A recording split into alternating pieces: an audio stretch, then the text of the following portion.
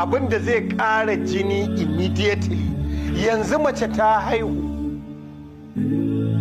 ana neman jini, ko kuma a'a wani abin ya faru an ce jini ya ƙare, me za ku iya dawo da jini a ranar ba tare da an ƙara mata jinin wani ba?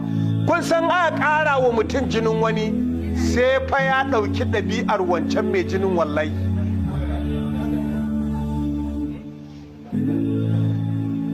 Idan mai taurin rai ne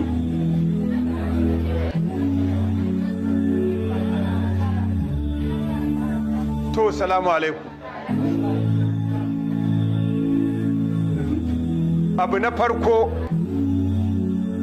wattin wa zaitun. Menene tin? Ɓaure. To iya ɓaure kunga ilaj bil wahayi, wannan magani ne na wahayi ko? Dama mu abin da muke so kenan, in za mu ba da fa'ida mu fara rantsar da fa'idar da faɗin Allah.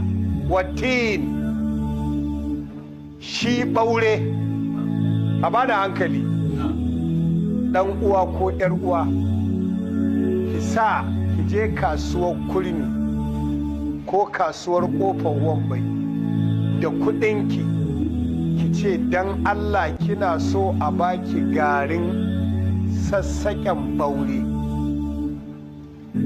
kuma ki ce wanda ba a yi mis ɗinsa ba. Idan kika dube shi za ki gan shi ja ne kuma sannan mai haske, ja ne mai haske sassaƙen. To in kika samo shi ki wata dabara, ɗebi babban cokali sai ki samu tafasasshen ruwa niƙaƙƙe mai laushi, sai ki samu tafasasshen ruwa sai ki zuba. Sukari za ki zuba, zuma za ki zuba, mazarƙwaila za ki zuba. In kin zo ki ɗan sa kayan yaji kaɗan, ya koma ya zama juice. To wanda jininsa ya ƙare, ku ba shi ku ga ikon Allah. Ƙarin jini ne immediately. Idan baki je kin siyo sassaƙen ɓaure ba, ana sai da busassun 'ya'yansa, maza siyo 'ya'yan, ki daka su a turmi, ki markaɗa su. In ana cin ɓaure ba a, to har da kayan cikin da ba a tonawa su zaki nike. Idan aka nike sai a ɗora shi a tukunya sai a tafasa da kauri, za ki gan shi ya koma kamar ruwan zuma. In kin so ki ɗan ƙara zuma ko ki ɗan ƙara shiga ko ki bar shi na carili, ki bawa wanda jininsa yake ƙonewa ki ga ikon Allah. Nawa kenan? Ganyensa shi ma ana nika shi da citta kanumfari masoro. Idan jinin yana ƙonewa, to shi ma girgijin babban cokali ake zubawa a kofi ɗaya, a bawa mara lafiyar safayan ma a ga ikon Allah. Idan duk wannan ba samu ba wajen ƙarin jini, tumatur ina da matukar amfani. Amfaninsa in yana yawa ma ya yi yawa.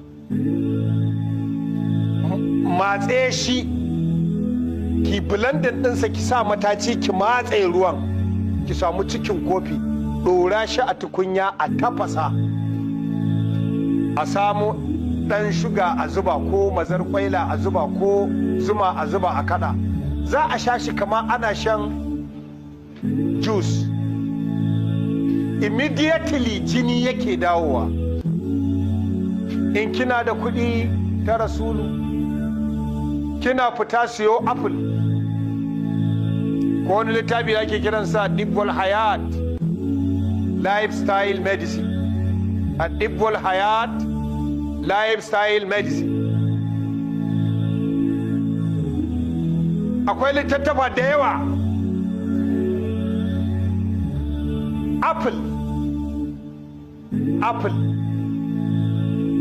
Me apple?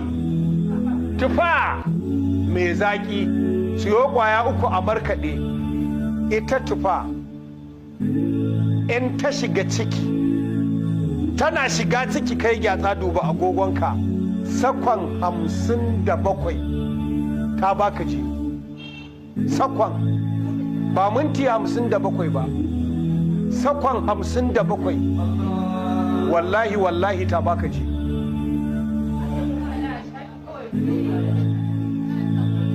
Me za ka sa? Ka sha daɗi kawai kurin nan kawai. Sha fruit. Wannan ƙarin jini ne wanda muka yi shi